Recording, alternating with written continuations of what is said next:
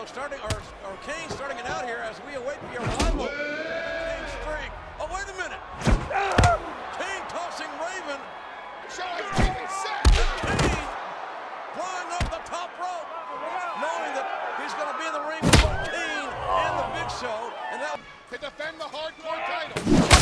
One might say that Raven wants to crack Kane's cranium. One might say that right now. I just saw Raven go through a wall.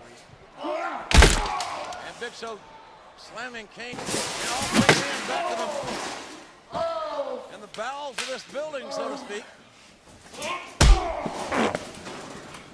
Big Show set down on that right hand of Kane, and now got knocked. And now Raven being.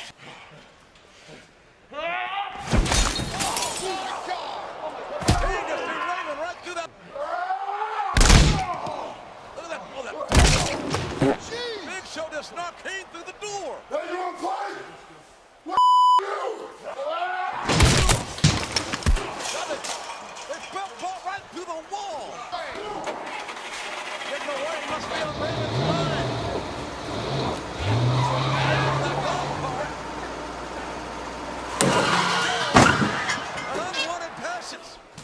And now Kane with the referee with it.